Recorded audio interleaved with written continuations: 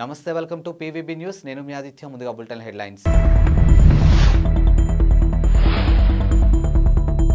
మహారాష్ట్రలో deputy CM సమక్షంలో police అధికారిని చంపదెబ్బ కొట్టిన బీజేపీ ఎమ్మెల్యే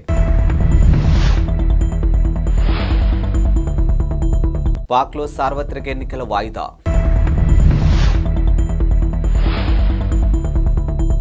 బంగ్లాదేశ్ విషాదం ప్యాసింజర్ రైల్లో మంటలు చెలరేగి 5 సజీవ దహనం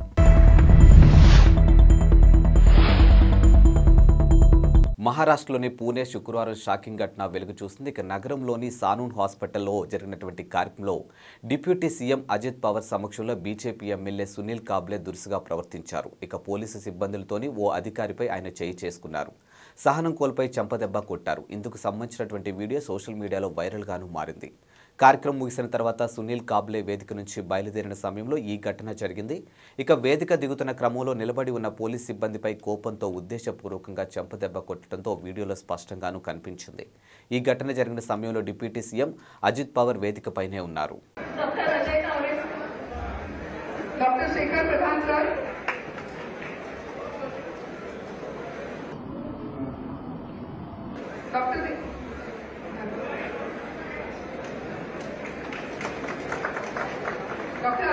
పాక్లో సార్వత్రిక ఎన్నికలు వాయిదా పడ్డాయి. ఇక ఫిబ్రవరి 8న జరగాల్సినటువంటి ఎన్నికలను భద్రతాపరమైన కారణాల వాతావరణ పరిస్థితుల రీత్యా వాయిదా వేసేందుకు పాక్ సెనెట్ నిర్ణయించింది. ఈ మేరకు సెనెట్లో ప్రవేశపెట్టినటువంటి తీర్మానానికి మెజారిటీ సభ్యులు ఆమోదం తెలిపారు. ఇక సెనేటర్ దిలావర్ ఖాన్ ఈ తీర్మానాన్ని ప్రవేశపెట్టగా సమాచార శాఖ మంత్రి ముర్తాజా సొలంగి పీఎంఎల్ సెనేటర్ ఆప్షన్ ఉల్లాంగ్ దీన్ని వ్యతిరేకించారు. ఇక ప్రజలకు రాజ్యాంగం ఓటు హక్కు కల్పించిందని, స్వేచ్ఛాయుత వాతావరణంలో ఎన్నికలు నిర్వహించాల్సి ఉందని తీర్మానంలో ప్రస్తావించారు.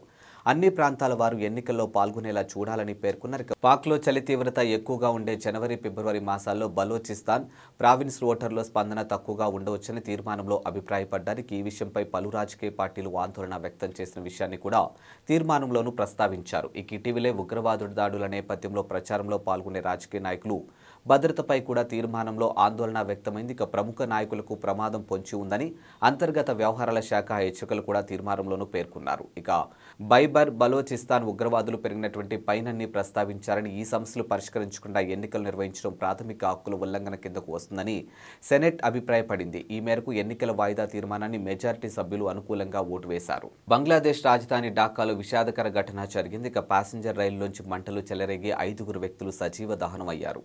ఇక బైసోర్ నుంచి రాజధాని ఢాకాకు చేరుకున్నటువంటి బైనాపోల్ ఎక్స్ప్రెస్లో ఒక్కసారిగా మంటలు చెలరేగడంతో ఈ ప్రమాదం జరిగింది. కనీసం 4 కోచ్లో మంటలు వ్యాపించాయని అగ్నిమాపక అధికారి రగ్బుల్ హసాన్ వెల్లడించారు. ఇక 5 చనిపోయారని, వారి మృతదేహాలను గుర్తించామని పోలీస్ కమాండర్ ఆల్ మెయిన్ మీడియాకు తెలిపారు. ఇక ఢాకాలోని ప్రధాన రైల్వే టెర్మినల్ గోపీబాగ్ వద్ద రైలులో మంటలు చెలరేగినట్లు ప్రత్యక్ష సాక్షులు చెబుతూ ఉన్నారు. వందలాది మంది పరిగెత్తుకొచ్చి మంటల్లో కాలిపోతున్న ట్రైన్ నుంచి చాలా మంది ప్రయాణికులు బయటకు లాగారని వెల్లడించారు. ఇక మంటలు చాలా త్వరగా వ్యాపించాయని వివరించారు.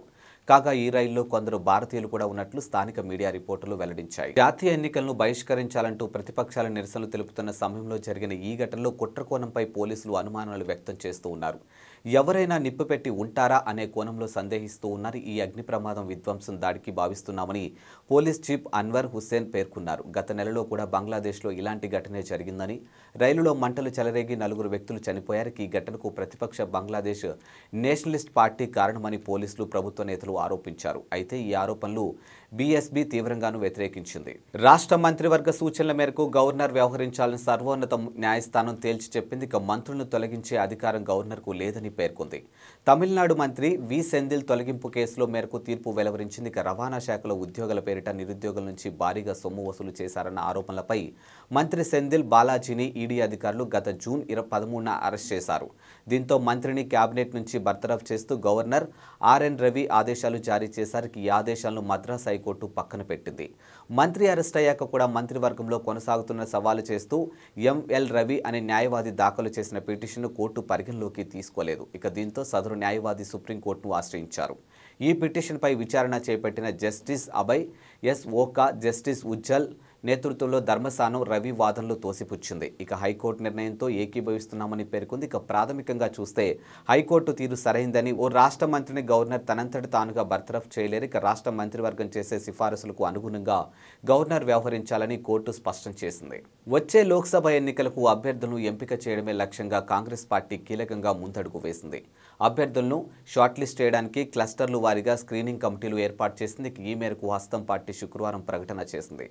ఏఐసిసి ప్రధాన కార్యదర్శులు లేదా ఇన్ఛార్జీలు, పిసిసి అధ్యక్షులు, సిఎల్పి నేతలు, రాష్ట్ర లేదా కేంద్రపాలిత ప్రాంత ఇన్ఛార్జీలుగా ఉన్నటువంటి ఏఐసిసి కార్యదర్శులు ఈ స్క్రీనింగ్ కమిటీలో ఎక్స్ అఫీషియల్ సభ్యులుగా ఉంటారని కాంగ్రెస్ ప్రధాన కార్యదర్శి కేసీ వేణుగోపాల్ ప్రకటించారు. ఇక క్లస్టర్స్ 1లో తెలంగాణ, కర్ణాటక, తమిళనాడు, కేరళ, లక్షద్వీప్, పుదుచ్చేరిలు ఉన్నాయని, ఈ క్లస్టర్ స్క్రీనింగ్ కమిటీకి హరీష్ చౌదరి చైర్మన్గా వ్యవహరిస్తున్నారని, విశ్వజిత్ కదం, జిగ్నేష్ మేవావి సభ్యులుగా ఉన్నారని, క్లస్టర్ 2లో ఆంధ్రప్రదేశ్, మహారాష్ట్ర, గోవా, ఒడిశా, అండమాన్ నికోబార్ దీవులు ఉన్నాయని, ఈ స్క్రీనింగ్ కమిటీకి మధుసూదన్ మిస్త్రీ, సూరజ్ హెగ్డే, షఫీ పరంజిల్ సభ్యులుగా ఉన్నారు. ఇక గుజరాత్, మధ్యప్రదేశ్, ఛత్తీస్గఢ్, రాజస్థాన్, ఢిల్లీ, డయ్యూ డామన్, దాద్రా నగర్ హవేలీ 3వ క్లస్టర్లో ఉన్నాయని, రజనీ పాటిల్ దీనికి చైర్మన్గా వ్యవహరిస్తున్నారని, కృష్ణా, అల్లాపూర్, వర్గత్ సింగ్ సభ్యులుగా ఉన్నారని పేర్కొన్నారు. అరేబియా సముద్రంలో సోమాలియా తీరానికి సమీపంలో ఉన్నటువంటి హైజాక్కు గురైనటువంటి వాణిజ్య నౌక ఎంవి లీలా నార్కోప్ను భారతీయ నావికా దళం కాపాడింది. ఇక నౌకలో ఉన్నటువంటి హైజాకర్ను తరిమివేసి 15 మంది భారతీయులతో సహా మొత్తం 21 మంది సిబ్బందిని సురక్షితంగా బయటకు తీసుకొచ్చింది.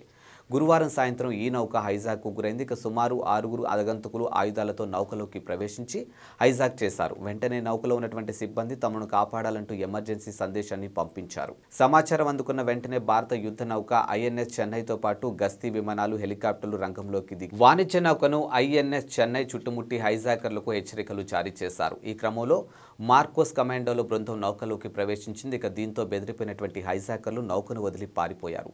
నౌకలో హైజాకర్లు ఎవరూ లేని నిర్ధారించుకున్న నేవీ కమాండోలు సిబ్బందిని సురక్షితంగా బయటకు తీసుకొచ్చారు. అనంతరం రెస్క్యూ ఆపరేషన్ ముగిసినట్టు నేవీ ఓ ప్రకటన ద్వారా విడుదల చేసింది.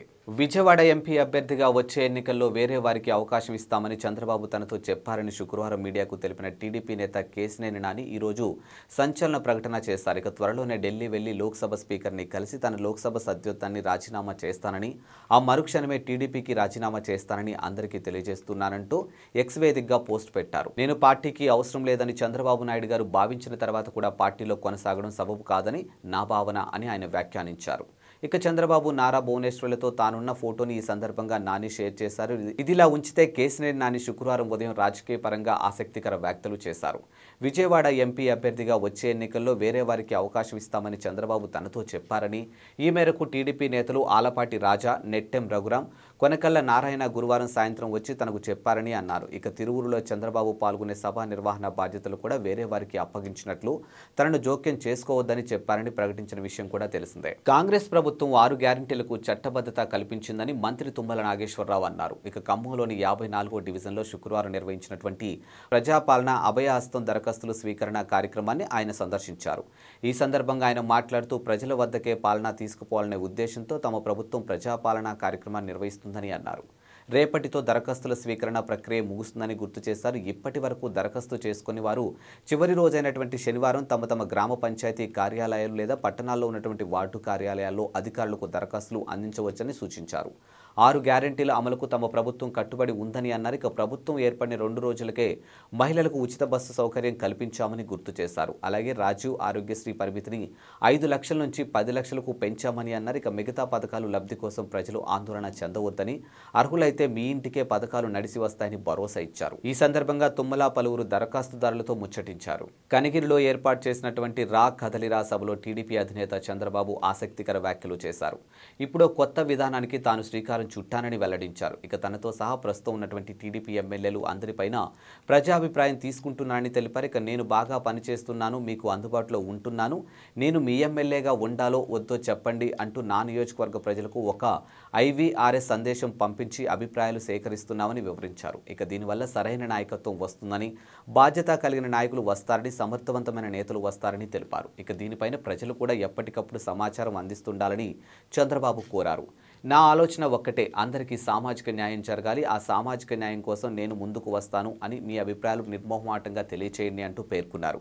ఏమైనా తప్పులు ఉంటే సరిదిద్దుకుంటాం, మెరుగైన నాయకత్వాన్ని అందించేందుకు ప్రయత్నిస్తామని చంద్రబాబు స్పష్టం చేశారు. సంగారెడ్డి జిల్లా రుద్రారం పరిధిలో ఉన్నటువంటి గీతం విశ్వవిద్యాలయంలో శుక్రవారం విషాదం చోటు చేసుకుంది. ఎం రేణుశ్రీ అనే బీటెక్ విద్యార్థిని కాలేజ్ ప్రాంగణంలో ఆత్మహత్య చేసుకుంది. ఇక శుక్రవారం సాయంత్రం 4 గంటల సమయంలో భవనం 5వ అంతస్తు ఎక్కిన రేణుశ్రీ ఎవరితో ఫోన్తో మాట్లాడుతూనే ఒక్కసారిగా పైనుంచి కిందికి దూకింది. ఇక దీంతో ఆమె చనిపోయింది. రేణుశ్రీ హుటాహుటిన స్థానిక ఉన్నటువంటి ఓ ప్రైవేట్ ఆసుపత్రికి తరలించినప్పటికీ ఫలితం దక్కలేదు. అప్పటికే ఆమె చనిపోయినట్లు వైద్యులు నిర్ధారించారు. కాగా ఈ ఘటనపై యూనివర్సిటీ యాజమాన్యం వెంటనే పటాన్చెరు పోలీసులకు సమాచారం అందించింది. కేసు నమోదు చేసిన పోలీసులు రేణుశ్రీ మొబైల్ ఫోన్ను స్వాధీనం చేసుకున్నారు. ఇక దర్యాప్తు మొదలుపెట్టినట్టు వెల్లడించారు. ఇక హత్యకు గల కారణాలు తెలుసుకునేందుకు ప్రయత్నిస్తున్నామని వెల్లడించారు. కాగా హైదరాబాద్ కుకట్పల్లిలో ఉన్నటువంటి శిల్పా బృందావన్ కాలనీలో ఎల్లమ్మ బండకు చెందినటువంటి ఎం రేణుశ్రీ బీటెక్ మొదటి సంవత్సరం చదువుతుంది. ఆమె ఆత్మహత్య పట్ల తల్లిదండ్రులు, తోటి విద్యార్థులు కన్నీరు మున్నీరవుతున్నారు. ఇవి ఇవాల్టి బులెటిన్ అప్డేట్స్. మరో బులెటిన్తో మళ్ళీ కలుద్దాం. అంతవరకు సెలవు. నమస్కారం.